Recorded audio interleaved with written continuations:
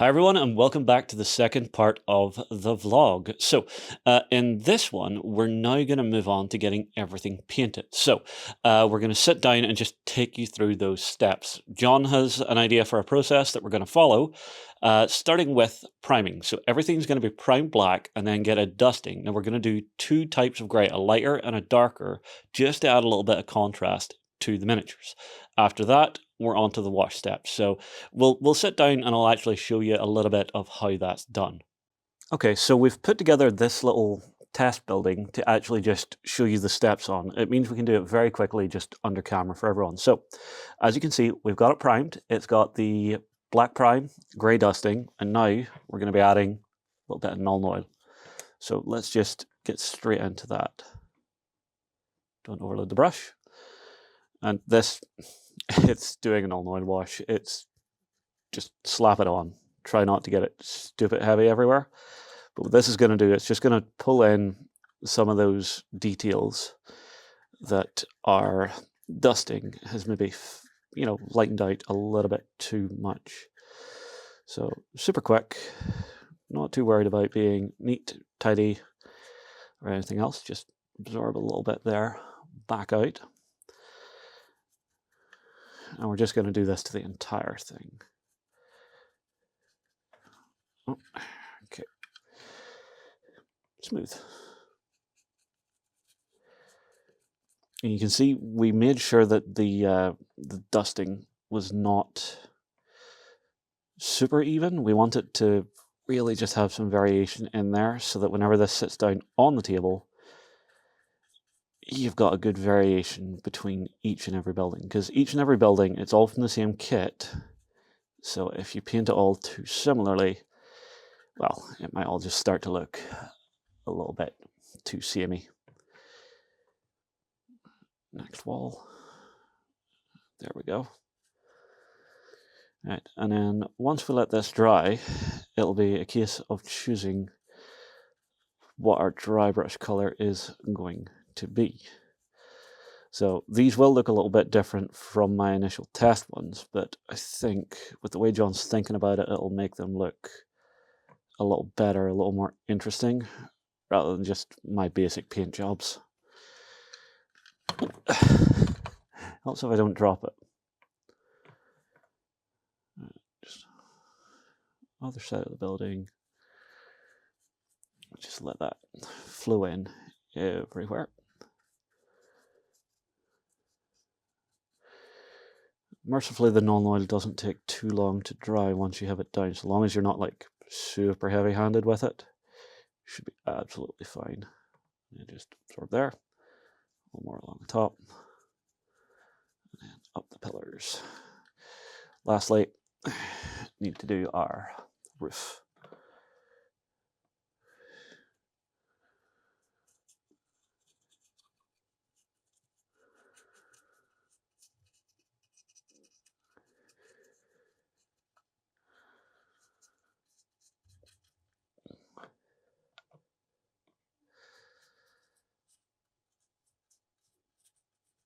Now we just want to spread it out so that it doesn't pull on the big flat surfaces up here. That shouldn't be too big an issue. Make sure we get around everything.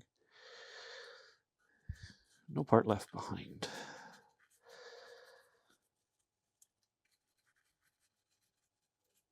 There we go. That should, in theory, be good.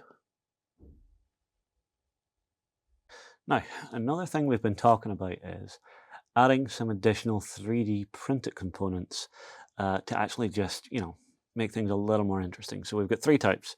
We've got this big dome, which, I don't know, it makes the building look more imposing, more important, maybe. So adding little details like this can really just enhance your building. We've also got a bunch of these made, which are just nice little sloped roofs. It's a little fantasy-esque, but I think once we get it painted up with everything, it should fit in just fine. And our last one, we have something a little more religious, lots of little spires. But we'll get these painted up alongside everything else, and we'll see how we go. Okay guys, we're back for the next section of this method. So Our wash is all dry, and now we're going to give it a bit of a dry brush with some spaceship exterior.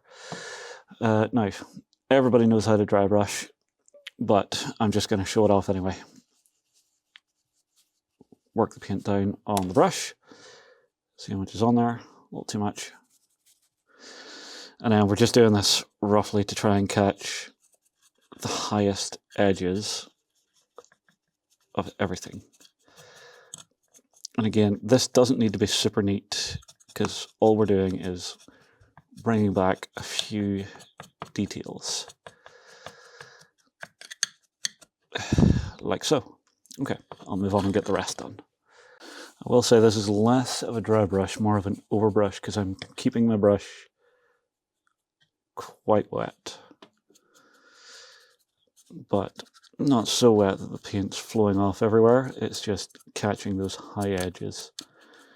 I don't know, I prefer a really heavy dry brush like this, because sometimes a light dry brush just doesn't give enough of an effect. You can see very quickly that just pulls up all of those top details and brings them back to where we want them to be against the main grey. And that is what we should really be ending up with. So just a little scrub over the head to catch all of the inside details. A touch more paint, just a little bit. You can see I'm being super rough, but it's giving us a nice finish. Okay, let's move on to the next step. Right, moving on to some of the detail work. First thing we're going to do is take and paint in the line of bricks along the bottom of the building. For that, we're going to use topaz skin. Once this goes down and gets a bit of a wash on it, it will just look like red brick. And so for this, you don't need a huge amount of paint, just fill it in. And that should hopefully make the building stand up off the table just a little bit better.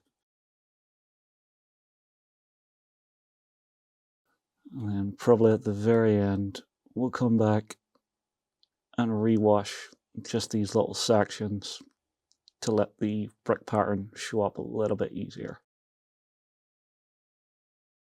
Okay, now we're done. So, there's where we're at so far. Next in the lineup, we're going to be using some of the Green Stuff World acrylic inks. This is just a black one. So we had initially done the windows with a little bit of silver and a bluish contrast, but John suggested doing them in black so that they might pop out a little bit more. So I've put some out onto my palette here. This stuff is super thin, so when you're putting it out, don't do what I did and put out way too much. And all we're going to do is go around very carefully and just pop a little bit into each window pane so it fills it out, and then when that dries, that will just make our windows stand out ever so slightly more. So you can just about see the difference here. It's a small change, but it does make a difference. So I'll just move on here and get all of these done. Okay, and with that, our windows have all been darkened down a little bit to make them stand out more after we've done our dry brush. So I will tidy up and we'll get on to the next bit. Right, next thing we're going to do, we're going to be adding some silver, actually quite a bit of silver, to pull out some of the details. So we're going to be using plate mail metal from the Army Painter's Fanatic range. And again, the entire time through all of this, we've just been using a hobby base brush. It's all you need for a bit of terrain. You don't have to be super careful. Now there's one or two parts of this which are quite awkward, so I'm not sure if you'll be able to see it, but I'll start out getting along the top here. So we want to get this big rim up here, because I do imagine it would be just a big piece of metal that would be set in. Work our way down in there.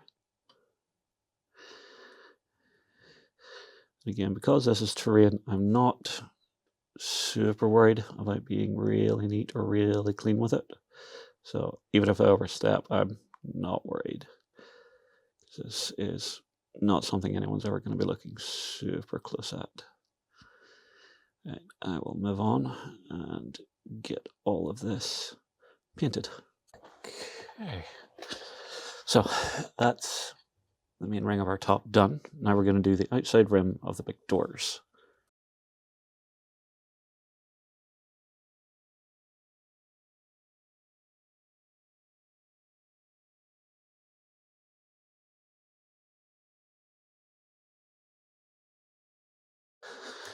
And there we have it. All of our silver is done. Now while everything else dries, dot of yellow for a flash of colour. And this one is the old classic demonic yellow from the Army Painter. And the only thing we're using it on is our two little grains.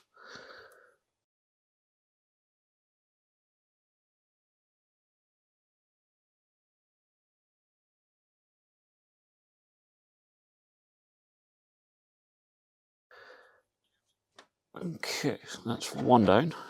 Now the other. Right, last step for our buildings. We're adding some weapon bronze.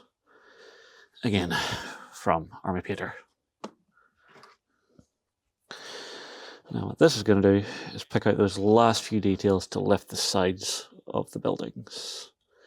So just get this all set.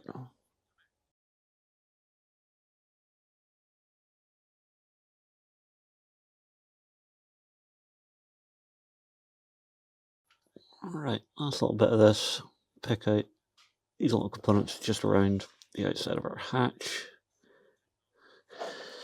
And that will just give us a little more detail on top of our buildings, which I think should be quite nice when we're done.